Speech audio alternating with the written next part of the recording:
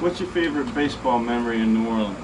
Well, my favorite baseball memory is when the Pelicans were playing at Carrollton and Tulane Avenue. I used to go out there and go to the right field bleachers. I like the bleachers or through the peepholes, the knot holes in a fence, and then I go over there and sit. And then my older brother got a job selling the concessions, drinks and all of that, in there, and he could get me in for free. Well, the thing of it was, the first time he got me in, we had to sit behind home plate. Okay, because of the screen. The screen was to protect us, you know.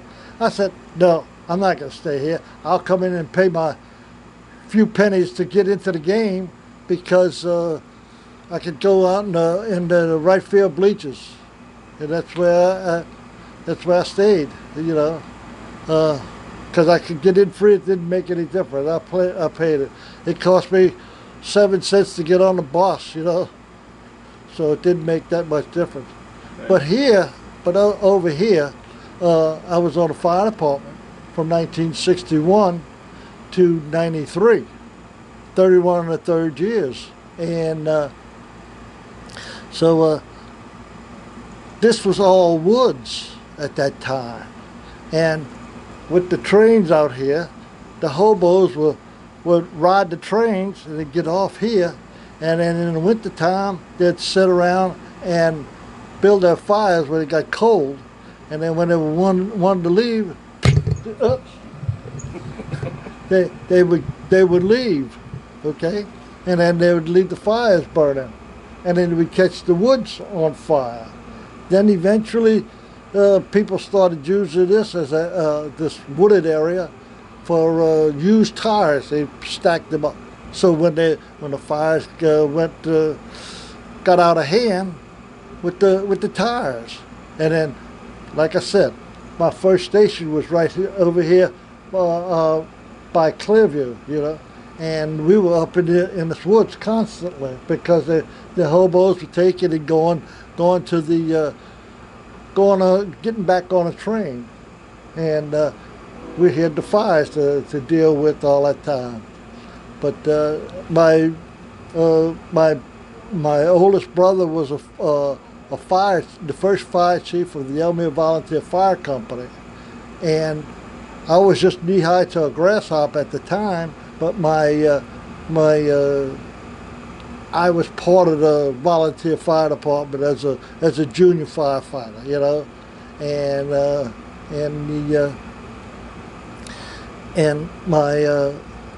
all my brothers and all that, we helped build the Elmere Volunteer Fire Station. My brothers were sheet metal mechanics and construction workers, and I was just a gopher. They needed nails, I went and got them the nails. So, but yeah. Well, that's very kind of you. Thank you for your service as a firefighter. Yeah. I appreciate that.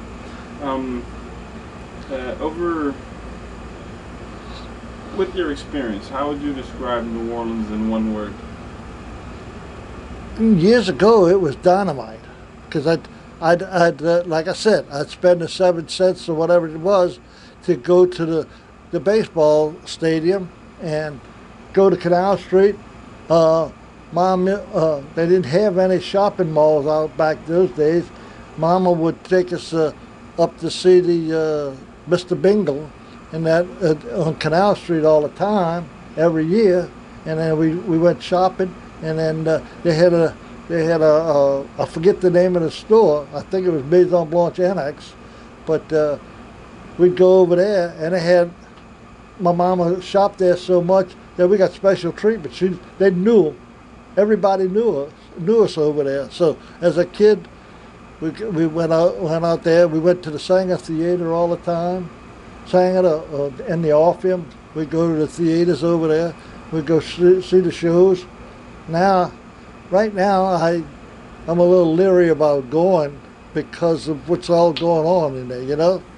And so I now have the Jefferson Performing Arts Center. I have season tickets for them, and Rivertown Theater. I get phone calls and emails from the Castle Theater on Williams Boulevard, go see those, and so we just enjoy doing the things around here now, you know.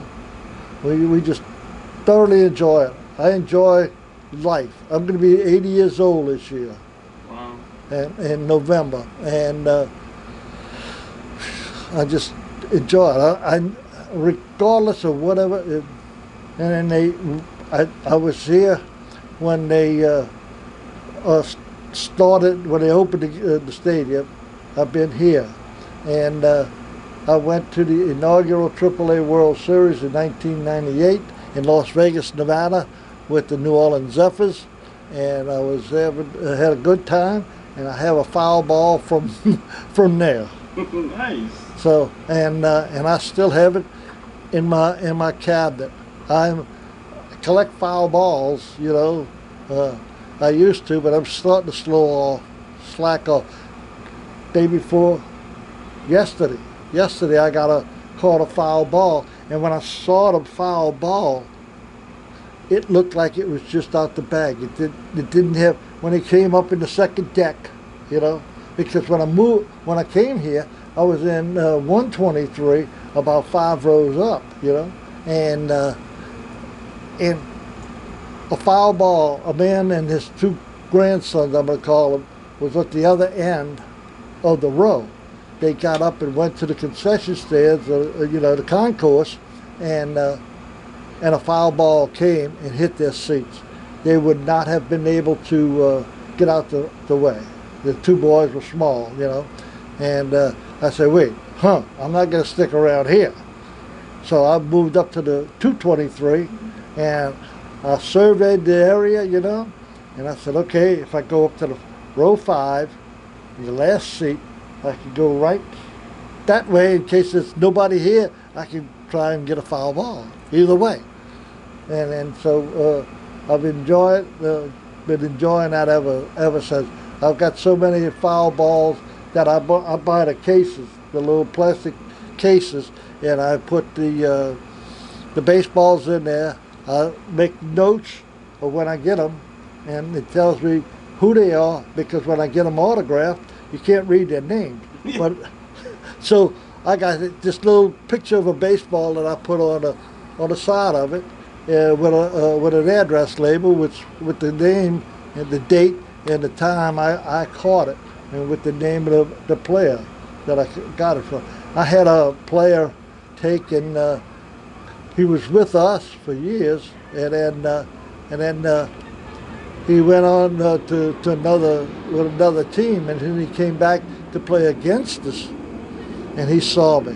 He says, I still have that photograph that you gave me, because I was taking photographs and of action shots. Like with the pictures, put 4 photographs together. But they take the sign, and I could take 500 of them at a nighttime, you know, because I wanted the round ball, not the streaky ball. So when it got off the hands, you know, in between the pitcher and the catcher, you know, and so this particular one I was talking about, he got hit with it, and you could see the ball bouncing off of him. So you know, and then years later, after the '98 World Series, Darrell Ward, when they got the championship here, to go to Vegas, Darrell Ward was the first player off the field onto the concourse to see everybody. So I think it was 2003. I was at a ball game, and he was with the Washington Nationals at the time, and I took a photograph of him, and I went, and my daughter printed it up for me, and I took in. I couldn't get him to autograph it because he was in the dugout, and I hollered to him. I said, Darrell, remember the '98 World Series? And he got a grin on his face that big.